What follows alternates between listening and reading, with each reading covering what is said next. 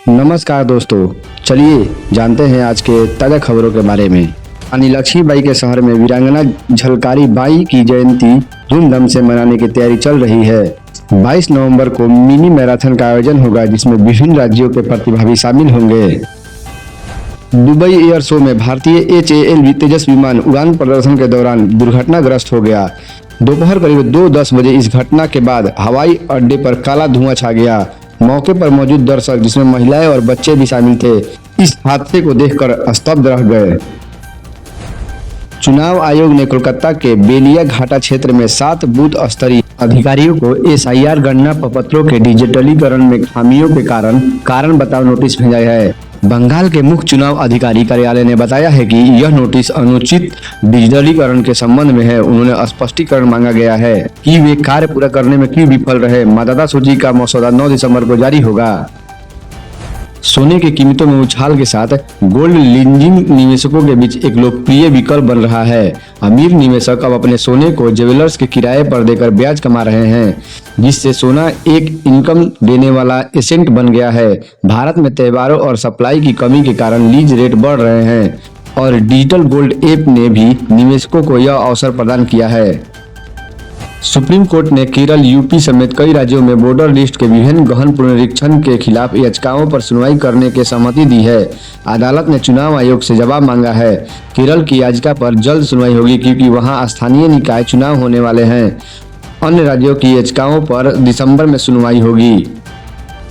Uttar Pradesh one विभाग बिहार को जोड़ने वाले तारीघाटा बारा नेशनल हाईवे 124C को ग्रीन हाईवे बनाने की योजना पर काम कर रहा है।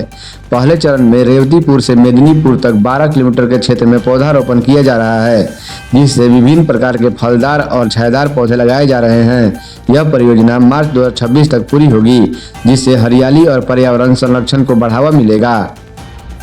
Food safety and standard authority of India ने ORS शब्द वाले फूड बेस्ड बेवरेज और अन्य ड्रिंक्स को हटाने का आदेश दिया है। पहले दी गई अनुमति वापस लेने के बावजूद ये उत्पादन खुदरा और ई-कॉमर्स प्लेटफॉर्म पर बिक रहे थे। FSSAI ने उल्लंघन करने वाले के खिलाफ कार्रवाई के निर्देश दिए हैं और अधिकारियों को निरीक्षण रिपोर्ट भेजने के लिए कहा गया है।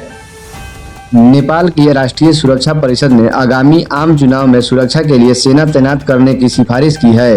गृह मंत्रालय ने एकीकृत सुरक्षा योजना को मंजूरी दे दी है, जिसके तहत प्रत्येक जिले में मतदान केंद्रों पर सुरक्षा बल तैनात किए जाएंगे। इस बीच 12 जिले के कुछ हिस्सों से कर्फ्यू हटा लिया गया है, जहां पहले हिंसक झपटें हुई थी और अब स्थिति सामान्य हो रही है। द्वितीय केदार मद महेश्वरी की उत्सव डोली शीतकालीन गद्दी स्थल ओमकेश्वर मंदिर उखी मठ में विराजमान हो गई है। मंदिर को फूलों से सजाया गया है और भक्तों ने दर्शन किए। डोली गौडार, रांची और गिरिया से गुजरी।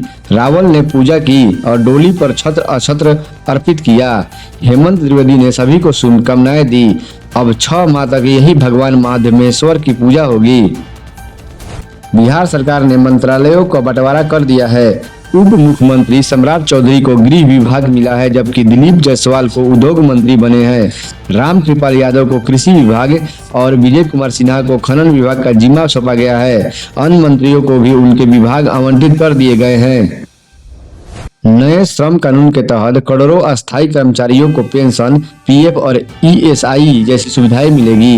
ये नियम आज से लागू हो गए हैं। अब अस्थायी कर्मचारियों को भी अस्थायी कर्मचारियों की तरह सामाजिक सुरक्षा मिलेगी, जिससे उनके जीवन स्तर में सुधार होगा। सरकार ने नियमों को सख्ती से लागू करने की बात कही है। भारत के तीसरे सबसे बड़े private bank Kotak Mahindra bank share price ने 1:5 के अनुपात में शेयर विभाजन की घोषणा की है। इसका उद्देश्य छोटे निवेशकों के लिए शेयरों को अधिक सुलभ बनाना और लिक्विडिटी बढ़ाना है। बैंक ने अभी तक रिकॉर्ड डेटा घोषित नहीं की है, लेकिन विशेषज्ञों का मानना है कि यह कदम शेयरों के लिए सकारात्मक है, जिससे मांग और कीमतों में बढ़ोतरी हो सकती है। अमेरिका के ट्रंप प्रशासन को उस समय झटका लगा जब एक संघीय न्यायाधीश ने वाशिंगटन DC के नेशनल गार्ड सैनिकों की तैनाती पर अस्थायी रोक लगा दी। जज जिया कोब ने कहा कि यह तैनाती स्थानीय अधिकारियों की स्वायत्तता का उल्लंघन है। अमेरिकी राष्ट्रपति डोनाल्ड ट्रंप ने क्रिस्टियानो रोनाल्डो के साथ डिनर के बाद AI जनरेटेड वीडियो शेयर किया है। वीडियो में ट्रंप और रोनाल्डो व्हाइट हाउस के ओवल ऑफिस में फुटबॉल खेलते दिख रहे हैं। ट्रंप ने रोनाल्डो को महान बताते हुए उनसे मिलकर खुशी जताई।